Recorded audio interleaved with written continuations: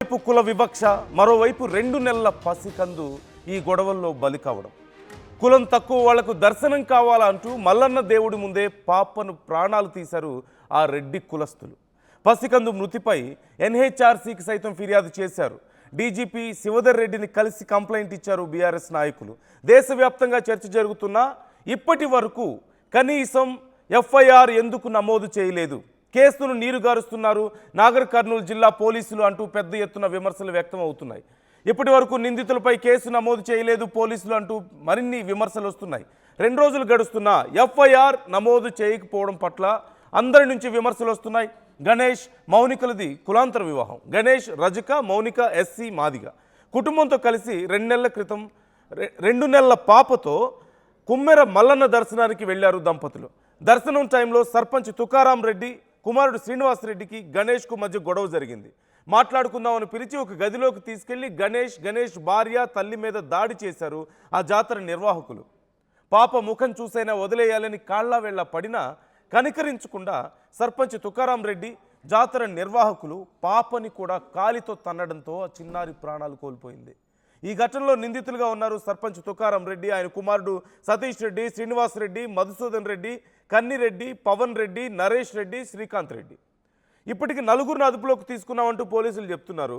మరొక 4 ముఖ్యమైన 4 పరారీలో ఉన్నారు. వాళ్ళందరినీ అదుపులోకి తీసుకోలేకపోతున్నారా? వాళ్ళు ఏమన్నా అంతర్జాతీయ స్థాయి ఉగ్రవాదులా ఇంకేమైనా? వాళ్ళని ఎందుకు పట్టుకోలేకపోతున్నారు? పట్టుకోలేకపోతున్నారా? పట్టుకోవడం లేదా? ఎఫ్ఐఆర్ ఎందుకు నమోదు చేయలేదు? ఎందుకని సీరియస్ యాక్షన్ లేదు ఈ విషయంలో? ఫ్రమ్ లాస్ట్ 2 days మేము కూడా క్వశ్చన్ చేస్తూనే ఉన్నాం ఈ విషయంలో.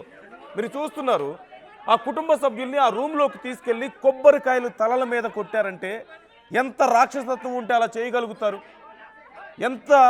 ఎంత దారుణమైనటువంటి పని అది.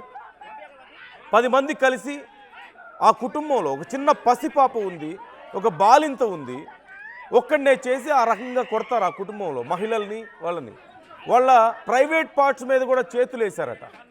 ప్రైవేట్ పార్ట్స్ మీద చేతులు వేయడం, అది కూడా గుళ్ళో తాగి ఉండడం ఏంటి? ప్రైవేట్ పార్ట్స్ మీద చేతులు వేయడం ఏంటి? కులం పేరుతో దూషించడం ఏంటి? కాళ్ళతో తన్నడం ఏంటి? కొబ్బరికాయలు తల్ల మీద కొట్టడం ఏంటి? 2 నెలల పాపని కాళ్ళతో తన్నడం ఏంటి? ఆ పాప చివరికి ప్రాణాలు కోల్పోయింది. ఏంటి దారుణం? ఒకసారి అక్కడ ఉన్న పరిస్థితిని మీరే చూడండి.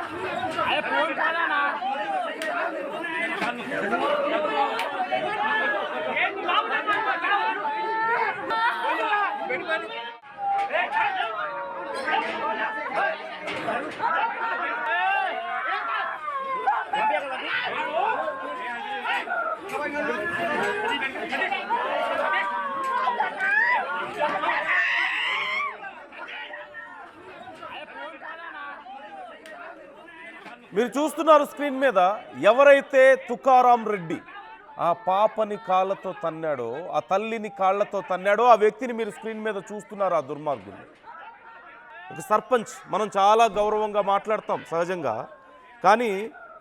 కానీ ఒక పాప ప్రాణాలు పోవడానికి కారణమైనటువంటి ఈ దుర్మార్గుడి గురించి, ఒక బాలింతని కనీసం 2 నెలలు కూడా అవ్వలేదు ఇప్పటికీ, ఆ బాలింతని కాళ్లతో తనేటువంటి వీళ్ళకి ఎలా గౌరవం ఇవ్వాలనిపిస్తుంది?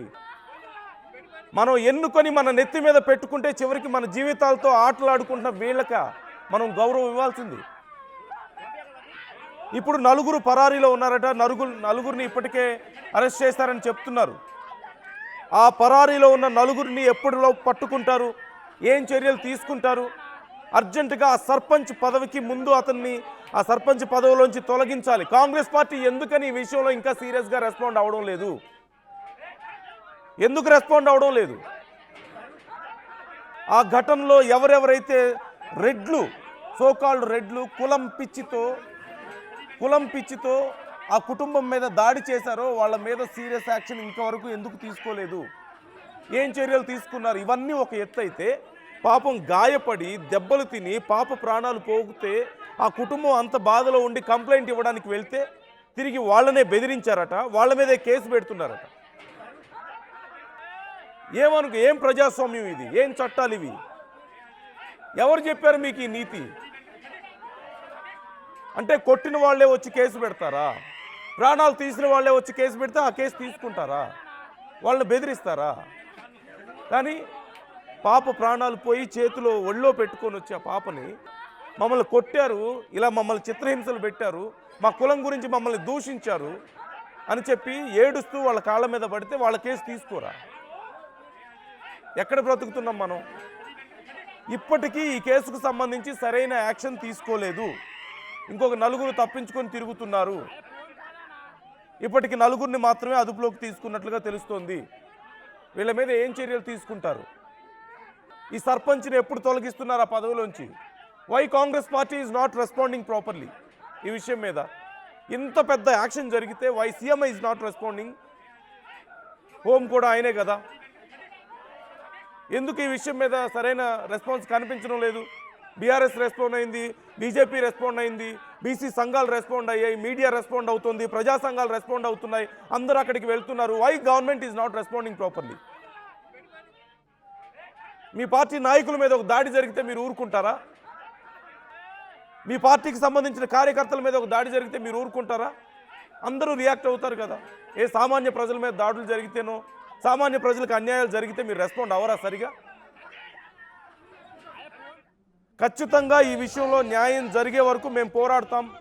వ్యూవర్స్, మీరైనా సరే ఒకవేళ ఈ అంశం గురించి మాట్లాడాలనుకుంటే, మీ అభిప్రాయాలను మాతో పంచుకోవాలనుకుంటే స్క్రీన్ మీద స్క్రోల్ అవుతున్న నంబర్స్కి కాల్ చేయొచ్చు, మాతో మాట్లాడొచ్చు, మీ ఒపీనియన్స్ని మాతో షేర్ చేసుకోవచ్చు.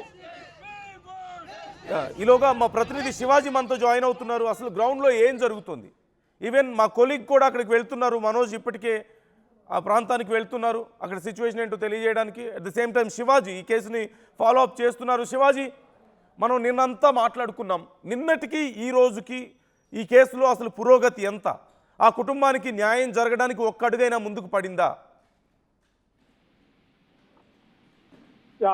నగర కర్నూలు జిల్లా కుమ్మెర గ్రామంలో జరిగినటువంటి ఈ ఘటన అటు జిల్లా వ్యాప్తంగానే కాదు, అటు రెండు తెలుగు రాష్ట్రాల లోపల కూడా చాలా ఘోరంగా జరిగినటువంటి ఘటనగా అటు ప్రజా సంఘాలు, ఇరు పార్టీలకు సంబంధించినటువంటి నాయకులు కూడా ఇప్పటికే ఆ కుటుంబానికి మనోధైర్యము ఇచ్చే విధంగా కూడా, సానుభూతి తెలిపే విధంగా కూడా ఇప్పటికే నాయకులందరూ కూడా వచ్చారు. ఈ నేపథ్యంలోనే ఇప్పటికే నలుగురు మొత్తం మీద కూడా వీళ్ళ యొక్క కేసులో ముద్దాయిలుగా ఉన్నటువంటి 8 మంది పైన కూడా అటు శ్రీనివాస్ రెడ్డి, శ్రీకాంత్ రెడ్డి, కన్నారెడ్డి, ఉపేందర్ రెడ్డి, ఇటు నలుగురు కూడా మధుసూదన్ రెడ్డి, ఇటు సతీష్ రెడ్డి, తుకారాం రెడ్డి, ఇట్లా 8 మంది పైన కూడా ప్రధానంగా నిందితులు అని చెప్పేసి కూడా చార్జ్ షీట్ లో పేర్కొంటున్నట్టు పోలీసులు కూడా మనకు చెప్తున్నారు. కానీ ఈ యొక్క కేసులో నిన్నటికి ఈ రోజుకి కూడా పలు అటు రాజకీయ సంబంధించినటువంటి నాయకులు కూడా కుటుంబానికి ధైర్యం చెప్పడానికి వస్తున్నారు. కానీ ప్రభుత్వం వైపు నుంచి కూడా, అటు ప్రభుత్వం వైపు నుంచి కానీ, ఇటు స్థానిక ప్రజాప్రతినిధి ఎమ్మెల్యేగా ఉన్నటువంటి కుచ్కుల రాజేశ్వర్ రెడ్డి కానీ, ఎంపీ మల్లు రవి గారు కానీ ఇప్పటి వరకు కూడా ఎలాంటి రెస్పాండ్ కాలేదు, ఎలాంటి కూడా వీటిపైన కూడా ప్రతిస్పందించలేదు. ఈ నేపథ్యంలోనే దీనిపైన న్యాయం జరగాలని చెప్పేసి కూడా అటు కుటుంబ పెద్దలు కోరుతున్నారు. కుటుంబానికి సంబంధించిన వాళ్ళందరూ కూడా తమ కుటుంబానికి న్యాయం చేయాలి అని చెప్పేసి కూడా కోరుతున్నటువంటి పరిస్థితి.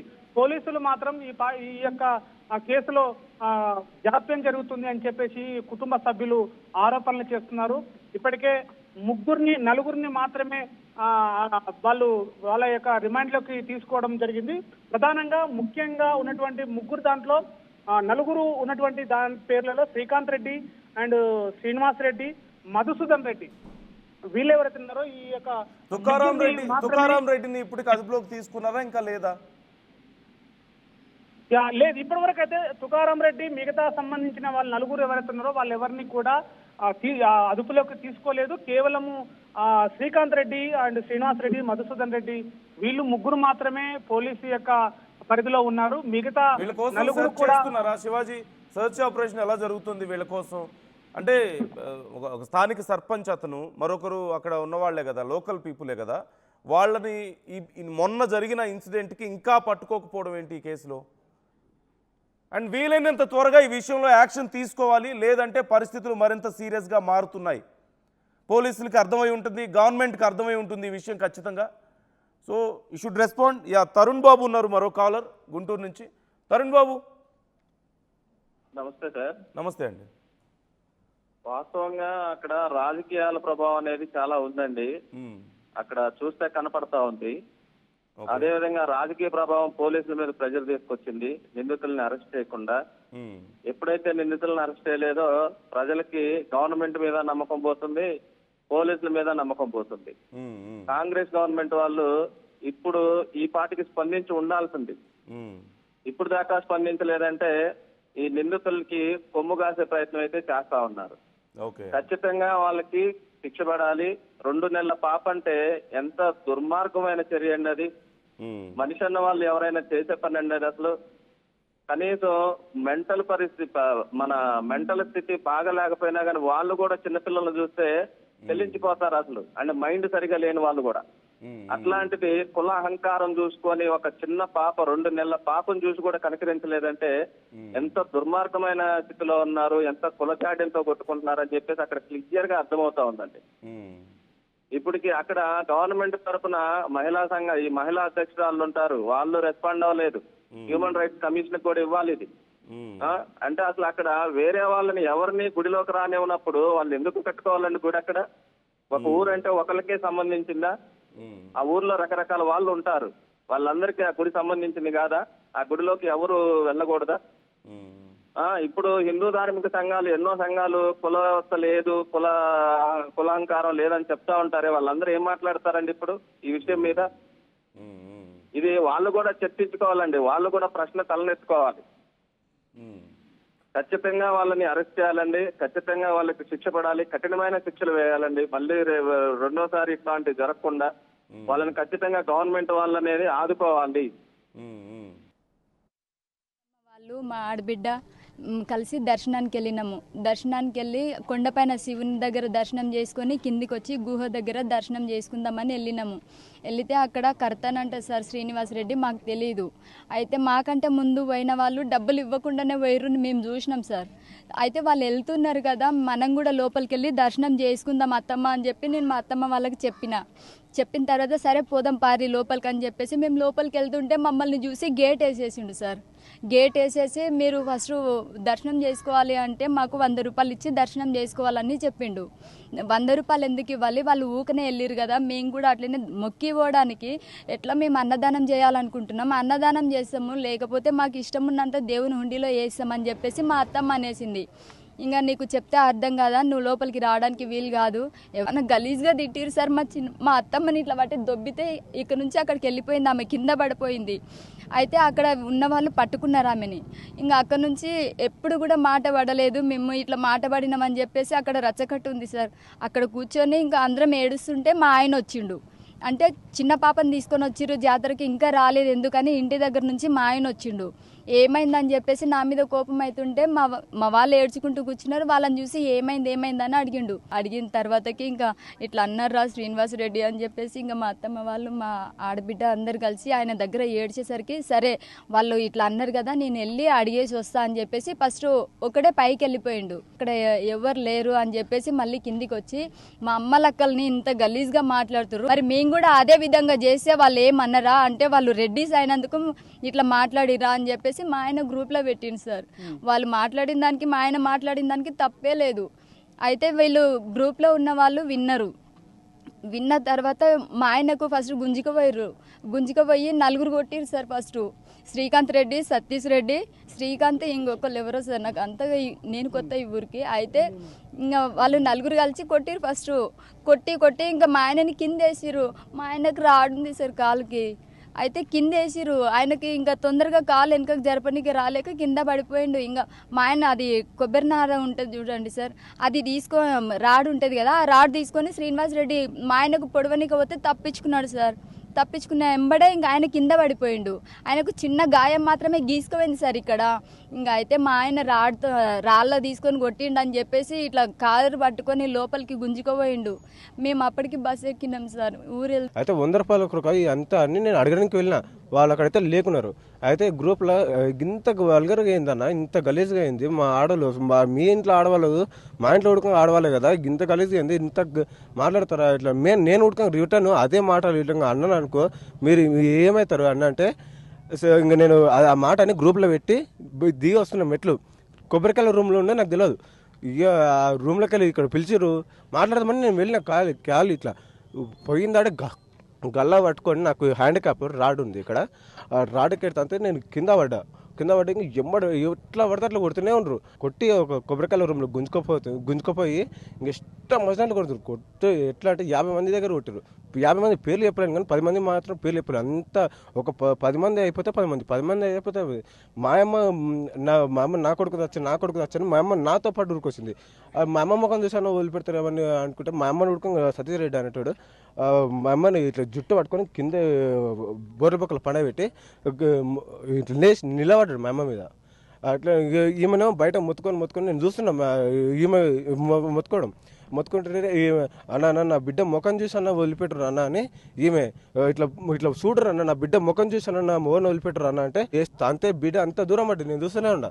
అప్పటికి ఇంక ఫోన్ 100కు డయల్ చేస్తే 5 గంటల నుంచి స్టార్ట్ చేస్తాను అని కొట్టడం 8:30, 9 అవుతుంది.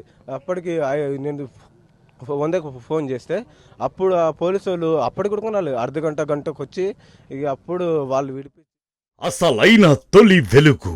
ఫాలో వాట్సాప్ @తొలి వెలుగు official.